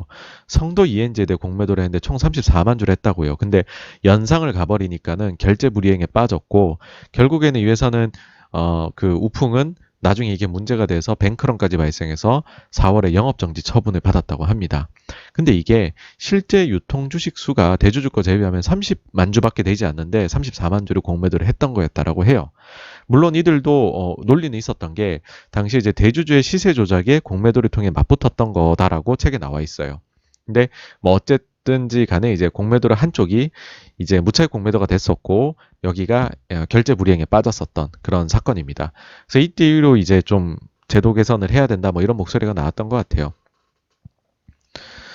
그리고서는요 이제 조금 기술적인 부분 지금 있는 거, 그러니까 뭐 장점하고 단점 뭐 아니면은 루프홀은 말씀드린 것 같고, 추가적으로는 이제 좀 우리나라에 있는 것들 좀 말씀드리면 우리나라에 이제 공매도 과외 종목 지정 제도가 있습니다. 이게 17년에 시행이 됐는데 요거 요건이 뭐 세부적으로는 코스피 코스닥도 나뉘고 뭐 하락폭에 따라서도 나뉘긴 한데 쉽게 보시면 주가가 좀 많이 빠진 종목에서 공매도 비중이 평소 대비해서 이제 급증한 종목들은 다음 날에 공매도 금지를 시킨다는 거죠.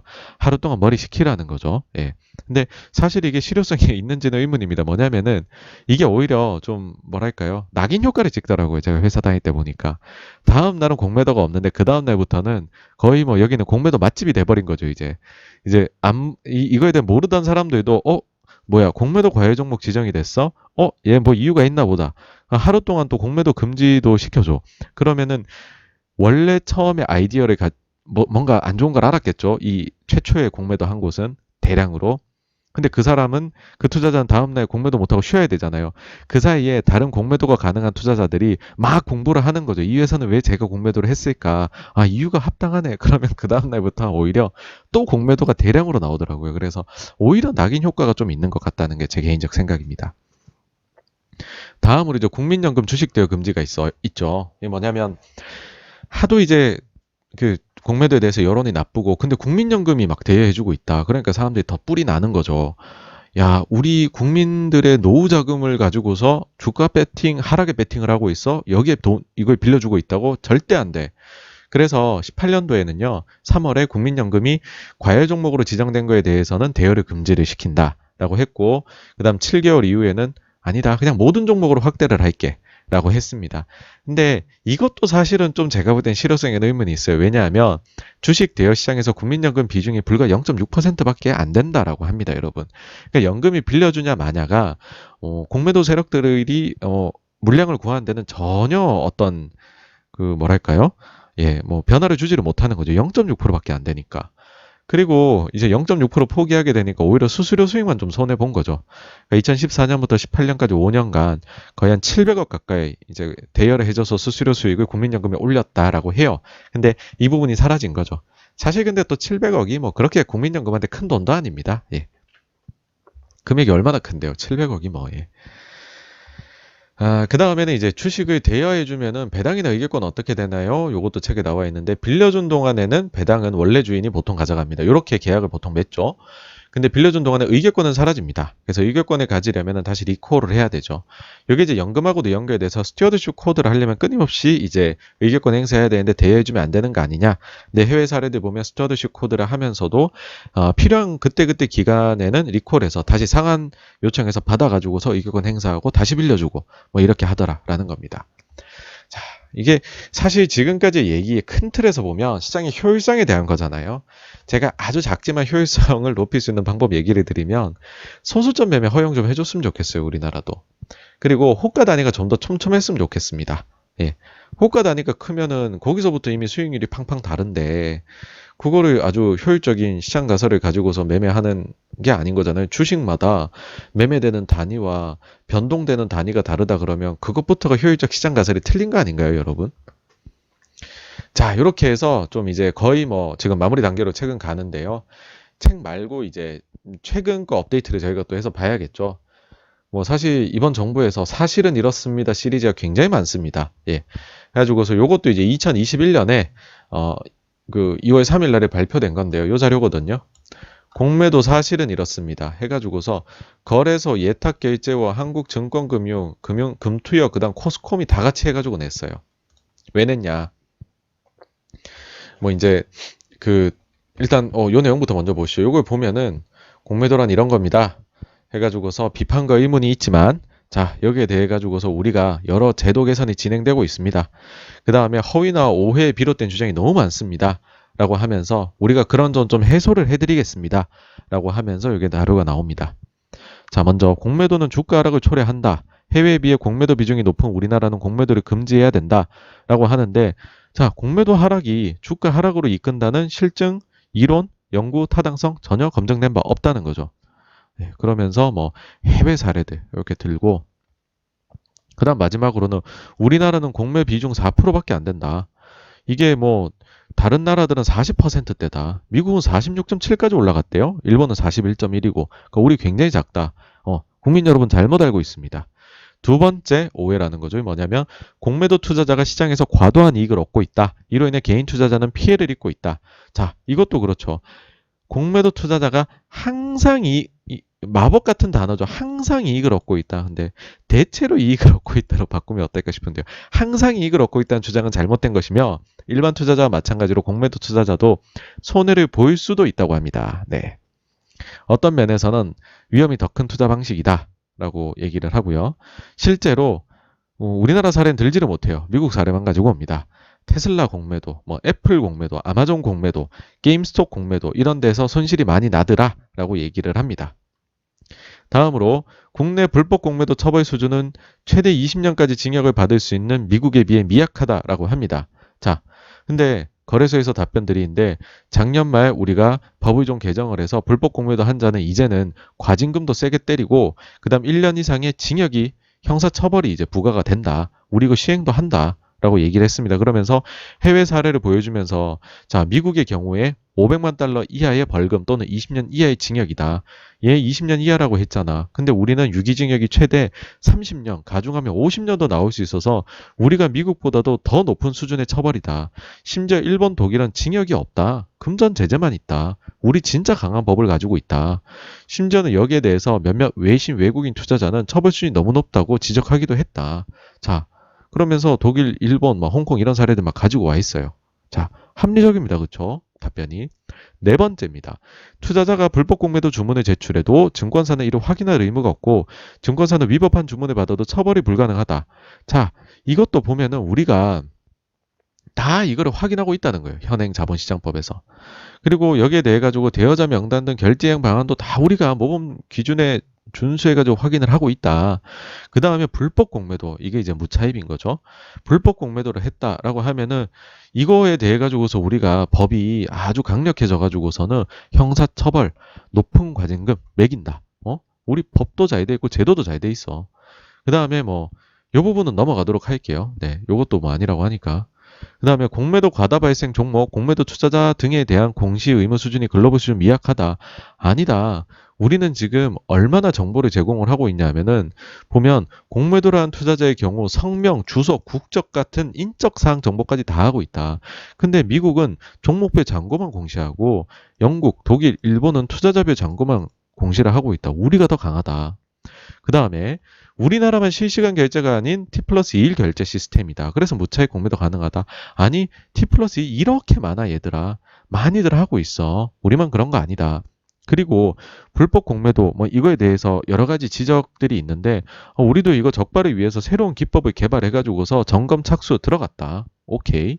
자, 다음 질문 5회. 우리나라만 무차익 공매도 사전 차단 시스템 도입하지 않고 있다. 아니 이거를 해둔 국가 하나도 없는 걸로 우리 파악하고 있다. 그리고 구축을 하는 것은 기술적으로 불가능하지는 않는데 비용이 너무 많이 나와서 비효율적이다. 오히려 안 하는 게 낫다.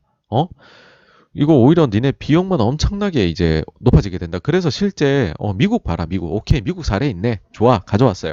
불법 공매도에 대한 감시를 목적으로 실시간 공매도 포지션 이런 거를 검토를 한 적이 있는데 이 실현 가능성도 낮고 규제 효과 대비 비용이 높아서 구축을 미국도 중단했더라. 야, 우리만 하는 거 아니다. 그 다음에 9번째. 공매도 금지에도 불구하고 우리나라는 시장 조성자만 특혜성으로 공매도를 허용하고 게다가 업틱룰도 면제해주고 거래소도 면제해주고 있는 혜택을 주고 있는 거 아니냐. 아, 이것도 억울하대요. 거래소에서. 자, 무슨 말이냐 하면 우리나라뿐 아니라 주요 국가도 시장 조성자 의의와 공매도 필요성을 인정하고 있다. 그래서 지난 3월 유럽 6개국이 공매도 금지했을 때 그리고 과거 주요국 공매도 금지 조치 경우에도 모두 시장 조성자 등에 대해서는 예외를 허용했었다.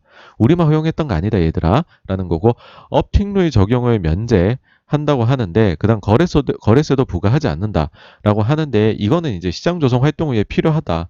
거기다가 특히나 이제 해외 사례 또 가지고 옵니다. 자, 이게 뭐냐면은 미국, 일본은 원칙적으로 공매도 할 때 업틱룰이 강제가 되지 않는다. 그러니까는 시장 조성자한테 따로 예외 처리할 필요 없이 얘네는 원래 그렇다. 그러니까 디폴트 값이다. 라는 거고. 그 다음에는 증권거래세가 면제된다고 하는데 이건 이제 미국 같은 경우에는 증권거래세가 없다. 그러니까 얘네는 면제란 조항 붙일 필요 없이 그냥 없는 거다.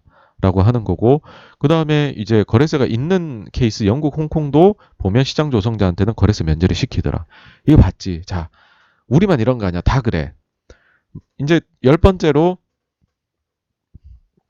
외국하고 비교할 때 국내 주식의 대여 차입 시장이 공매도하기 훨씬 유리하다라는 건데 이것도 사실이 아니다라는 거죠. 다 사실이 아니래요. 다 이유도 들어보면 이 뭐 저기 근거가 다 있어 보여요.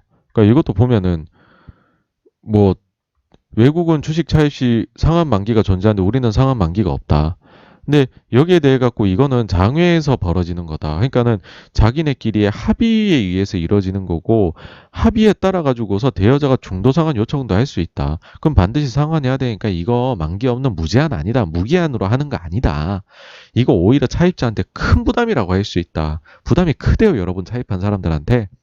그다음 이거는 우리나라뿐만 아니라 다른 주요국에서도 동일하게 적용을 하고 있다. 와, 이거요. 진짜 여러분들 한번 읽어보세요. 빠져듭니다. 예, 맞는 말이에요. 틀린 말이 하나도 없어요. 그냥 보면. 그 다음에 이제 우리나라에서 뭐 증거금 없이 한다고 하는데 아니다. 평균적으로 100만 원어치 주식을 빌리려면 135만 원 상당의 주식을 담보로 제공해야 되더라. 외국의 경우에도 증거금 율이나 담보 비율이 다를 수 있지. 이거를 요청하는 메커니즘은 똑같다. 다른 거 없다. 우리나라도.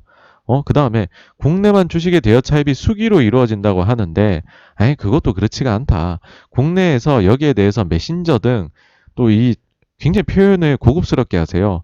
수기로 이루어진다라고 우리가 그냥 소위 말하면 나쁘게 얘기하면 그냥 서로 얘기하고 메신저 하나 보내면 된대요. 쪽지 하나 보내면 된대요. 이 말을. 대여 차입 시 의사교환은 메신저 등 다양한 통신 수단을 통해서 이루어집니다. 말이 굉장히 있어 보이죠. 그죠? 쪽지 하나 보내는 건데. 그래서 실제 대여 차입 거래는 예탁원, 증권금융 및 증권사 같은 중개기관을 통해 이루어지게 되는 거고, 그래서 여기에 전자적 형태로 다 저장 보관이 돼 있다. 그리고 여기에 대해서 정보를 5년간 보관해야 될 의무도 있다. 완벽합니다. 그쵸? 완벽해요. 야, 일단 완벽한 거 알았어요. 근데 자, 허점을 한번 찾아보자는 거죠. 일단 첫 번째입니다. 많이 나온 얘기가 우리가 처벌 참 뭐 그렇다 솜방망이다 이런 얘기하니까는 아닌데 우리 미국보다도 더 강한데 일본 독일보다 훨씬 강한데 우리 형사처벌도 있는데라고 했는데 모든 저 기준이 뭐냐면 작년 말에 자본시장법이 개정이 돼서 4월 6일에 시행되는 것 기준으로 얘기한 겁니다. 반대로 얘기하면 그전에는 형사처벌 안 했죠. 그전에 과징금 거의 안 매겼죠. 그전에는 솜방망이였다는 걸 인정을 하는 겁니다. 이거는 반대로 얘기하면. 예. 그러니까는 어마어마하게 사실은 개인 투자자들이 컴플레인을 했잖아요. 정부에다가. 오죽하면은 청와대에다 올렸겠어요. 그거를. 그래가지고서 수많은 사람들이 이거를 찬성을 하고 공론화를 시키고 공매도 하면 안 된다고 버스에 랩핑까지 해가지고서 여의도를 돌아다니니까 드디어 작년 말에 자본시장법이 개정이 된 거잖아요. 만약에 그렇게 안 했으면 개정 안 되고 재개됐겠죠. 합리적으로 우리가 가정해 본다면. 그래서 이제 책에서도 여러 번 나오지만은 무차익 공매도 위반으로 했을 때 그 조치했던 내역 같은 것들 보면요. 이게 보시면 금액이 점점 커져요. 시간이 지날수록. 위반하는 사례도 점점 늘어요.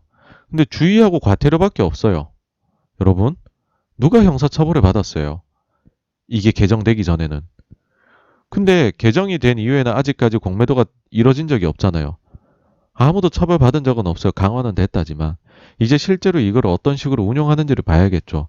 그러니까 이거는 즉 다시 말하면은 지금까지 그렇게 안 했다는 거를 저는 저 자료 보니까는 굉장히 솔직하게 고백을 하고 계시는구나. 그런 생각이 들었습니다. 자, 그러면은 이제 작년 말 개정해서 올해 4월 6일 시행을 하는데 그러면은 우리가 드는 의문은 그거죠. 원래 공매도 금지를 작년에 코로나 터지고서 막았잖아요. 금지시켰잖아요. 그러고서는 원래는 작년 9월에 재개할 예정이었잖아요, 여러분. 근데 작년 말에 개정이 됐다면서요. 그럼 9월 재개가 예정이었으면 만약 이때 동학개미들이 강력하게 반대를 해가지고서 이 기간을 금지 기간을 늘리라고 얘기를 안 했다면 다시 한번 말씀드리지만 아무런 강화 조치 없이 재개가 됐을 거다라고 전 생각합니다. 그래서 반박하기 참 잘했구나라는 생각을 다시 한번 하게 됩니다. 그리고 아까 전에 저기 예시를 드실 때 너무 본인들 편의적으로 드셨더라고요. 이게 책에 나오는 내용이잖아요. 미국, 홍콩, 요건 조금 강한 나라. 독일, 일본 약한 나라예요. 보시면 네덜란드는 200만 유로까지 벌금이고요. 영국의 경우에는 벌금에 상한이 없다고 합니다, 여러분. 프랑스의 경우는 영업 정지를 포함한 행정 처분에 더해서 무차익 공매도로 인한 이득의 10배 금액, 또는 법인의 경우에는 1억 유로, 개인의 경우에는 1,500만 유로의 벌금을 매긴다라고 해요. 네. 이거랑 우리나라랑 또 비교해보면 우리나라 솜방망이죠, 지금 과징금이. 그래서 왜 사례를 너무 이렇게 취사 선택해가지고서 요즘에 투자자들이 얼마나 똑똑한데, 그쵸? 이걸 숨기려고 하셨을까? 라는 생각이 들고요. 그 다음에 두 번째는 이겁니다. 시스템이 있다고 하지만 구멍이 존재한다는 사실은 왜 애써 외면을 하느냐? 우리가 맨 마지막에 살펴봤던 거 있죠. 이거. 국내만 주식의 대여 차입이 수기로 이루어진다는 주장과 관련하여서 아니다. 뭐 예탁원, 뭐 증권금융, 증권사 뭐 다 여기 포함되고 5년간 정보도 우리가 그 보관해야 되는 의무가 있다. 저게 저거는 진짜로 할 말이 있는 게 저거는 작년 말에 자본시장법이 개정돼서 저렇게 하는 게 아니고 원래 저렇게 해온 거잖아요, 여러분. 그리고 저기에 있어서 지금 우리가 공매도를 제기하지만 저 부분에 대해서 우리가 강화되는 부분은 요번에 법 개정상이 없었거든요. 근데 저 법이 있는 당시에 우리가 있었던 사례가 골드만 60억 미결제 났고 삼성증권, 유령증권 사태 났잖아요. 그쵸? 지금 시스템에 분명히 구멍이 존재합니다. 근데 그게 그냥 좋다는 얘기만 하고 왜 재개를 하느냐라는 생각은 당연히 들 수밖에 없죠. 시스템이 그렇게 잘 돼 있다면서요. 그쵸? 그 다음에 세 번째 의문은 이것도 들어요. 시스템화를 왜 안 할까? 아까 보셨겠지만 우리가 할 수는 있지만 너무 비용이 많이 들고 비효율적이다라는 거죠. 근데 그러면 사실 그리고 이제 마법 같은 예를 들었죠. 야 미국도 검토해도 안 한대. 그럼 우리나라 또 야 미국도 안 했는데 왠지 우리도 그럼 안 해야 될 것 같은데 막 이런 생각이 들잖아요, 그렇죠? 막 반박을 하고 싶다가도 못 하잖아요, 그렇죠? 야 미국 애들이 그래도 많이 알아보고 했겠지, 막 이런 생각이 드는데 근데 뭐 우리나라가 요즘에는 뭐 굳이 그렇게 미국을 따라간 나라도 아니고 여러 가지 면에서 바꿀 수 있는데 사실 저도 궁금하기는 해요. 도대체 얼마나 비용이 많이 드는 건가? 이걸 좀 객관적으로 한번 제시를 해주시면 더 좋지 않을까. 그럼 국민들이 판단을 하면 되죠. 그 정도 비용 들여가면서까지 시스템 구축을 하는 게 맞느냐? 아니면 그럴 바에는 매년 저렇게 불법 공매도가 몇백억, 몇천억씩 판을 치도록 놔두는 게 나으냐? 둘 중에 사회적 비용을 계산해보면 되는 거잖아요. 그리고 이것도 저는 보다가 조금 화가 났는데 이에 대해 T 플러스 2일 제도예요. 한국거래소에서는 적발을 위한 새로운 기법을 개발하여 3월부터 점검에 착수할 계획입니다. 자, 그럼 지금까지 뭘 했냐는 걸 다시 한 번 말씀드리지만 원래 이거 9월 재개 예정이었습니다, 여러분. 9월에 재개 예정이었다라고 하면 2021년 3월부터 새로운 기법을 개발하여 점검에 착수할 계획이잖아요. 지금 착수했는지도 잘 모르겠고 그럼 작년 9월은 진짜 재개됐으면 진짜 아무것도 안 하고 재개하겠다였다로밖에는 안 보이기는 합니다. 예. 그래서 조금 말이 안 된다라는 거고. 아, 네. 새로운 기법이란 게 뭔지는 잘 모르겠습니다. 네.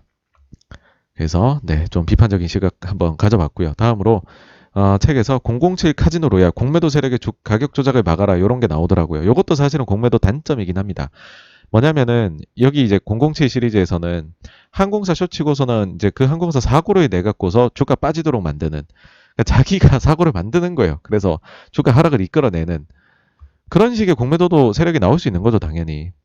제가 예전에 어떤 이제 이쪽에 공매도 가능한 투자하시는 분이 이거는 그냥 진짜 농담으로 한 얘기예요, 농담으로.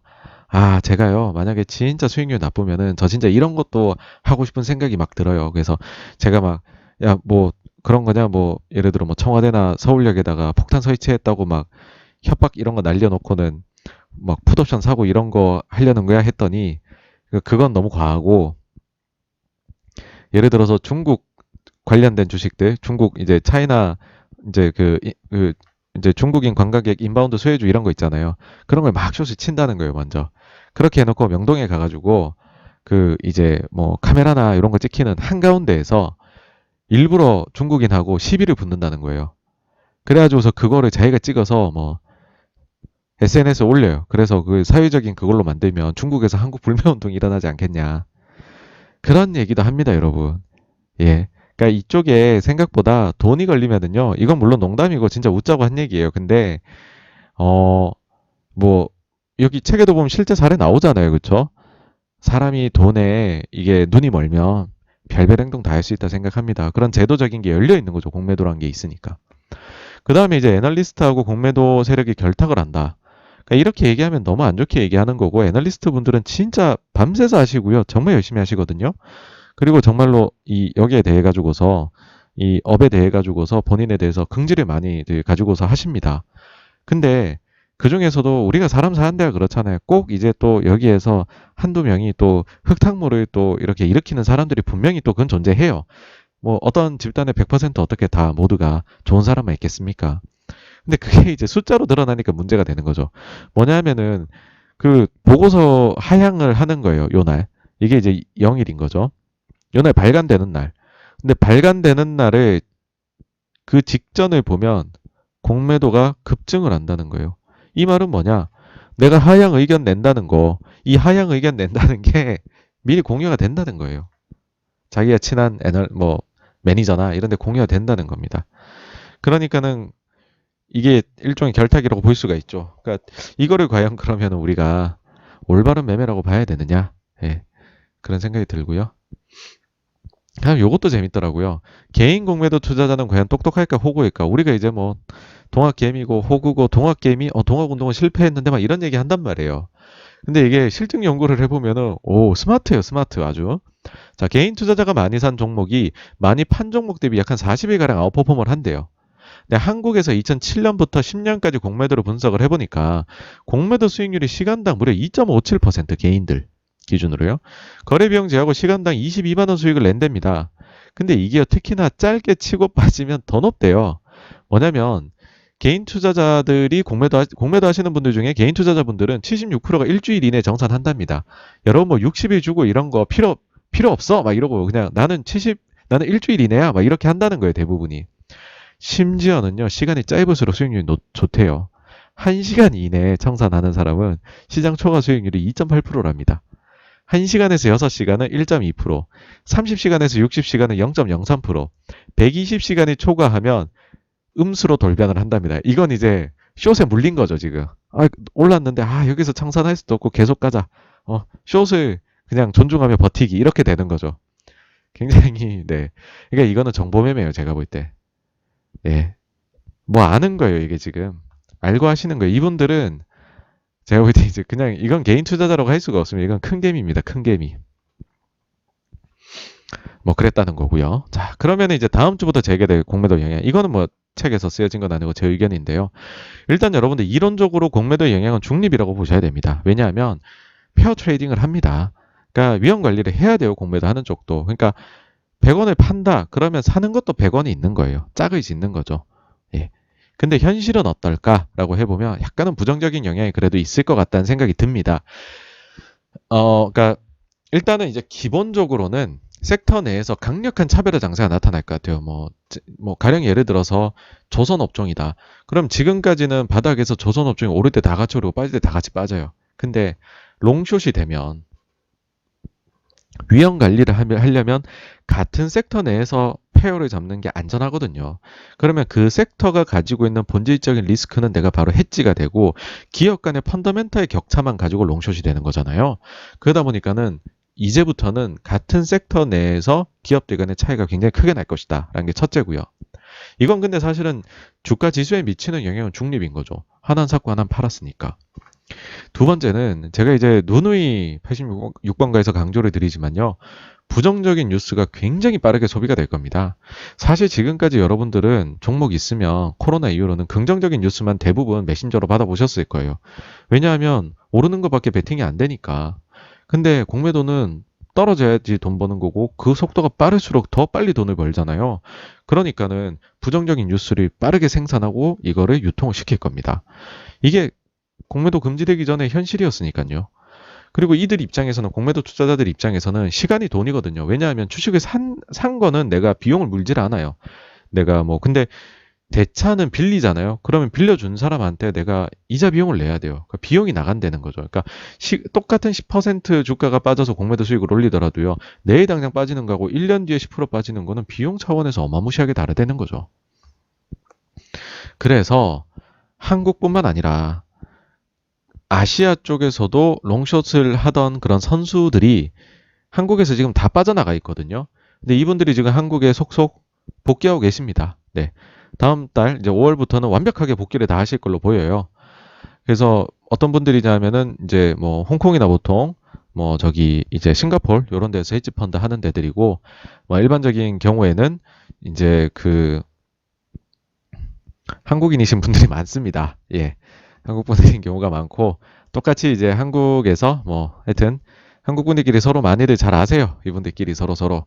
자, 근데 이분들이 그동안에는 공매도가 한국이 금지되어 있었기 때문에 한국에 투자는 못하고 공매도가 금지되어 있지 않았던 일본은 코로나 또 포함해가지고 한순간도 정지 안 시켰거든요. 보통 지금 일본에 이제 그 코어로 해가지고서 지금 롱숏을 하고 계세요. 근데 이분들이 이제 한국에 이제 재입장을 하겠죠. 그러면은 이제 그 사실은 이제 그러면은 이것도 그래요. 한국에 돌아와. 근데 이것도 일본하고 똑같은 거죠. 페어를 잡아 트레이딩 하겠네. 지수에 미치는 영향은 중립. 오케이. 자, 그럼 2-1번까지는 여러분 중립입니다. 자, 그런데 이 사람들이 들어오면 또 어떤 거래도 하냐면 아시아 롱숏을 한다고 여러분 말씀을 드렸잖아요. 그러면 이런 것도 가능한 거예요. 닌텐도 롱, 한국의 NC소프트 숏 이런 것도 가능한 거죠. 근데 이게 지금은 안 되죠. 그쵸? 지금까지는 한국에서는 롱밖에 안 되잖아요. 그러니까 한국의 NC 롱, 닌텐도 숏은 가능해도 그 반대는 안 됐던 거죠. 그러면은 한국의 롱과 다른 아시아 시장 숏은 이미 이런 포지션은 다 있을 거란 말이에요. 즉 한국에 더 이상 이렇게 국가별로 롱숏을 나눠서 하는 사람이 한국에 추가로 롱을 잡을 거는 없는 것 같은데 근데 막혔던 숏이 풀리면은 요런 트레이드가 가능하겠다는 거죠. 그러면 이거는 한국에는 넷숏이 되는 거잖아요. 그쵸? 그래서 일부 이 부분은 넷숏 효과를 줄 수가 있다라고 말씀드리고요. 그 다음에 이제 변수가 되는 건 요번에 개인이에요. 개인들에 대해 가지고 요번에 많이 열어줬잖아요. 이제 동일한 서로 그 저기 기준선에서 출발해보라고 해서. 근데 그런 생각이 들더라고요. 개인분들이 페어 트레이딩 하진 않을 것 같아요. 숏이면 숏이고 롱이면 롱이지. 내가 그걸 굳이 막 페어를 잡아? 물론 잡으시는 분도 있겠지만은 공매도로 한번 대차게 해보자. 사실 지금 레버리지 그 곧버스 하시는 분들의 그 금액을 보면 충분히 이런 쪽 매력을 느끼실 것 같거든요. 그냥 내숏으로 막 때리는 거를. 그래서 제가 볼 땐 대체로 완전 숏 포지션일 가능성이 있다라고 생각을 합니다. 그래서 공매도 재개가 다름 아니라 개인들이 좋아하는 숏이 내숏 효과를 더 크게 줄 수 있다라는 거고요. 이게 이제 금융위 보도 자료로 한번 요 금액을 한번 역산을 해볼게요.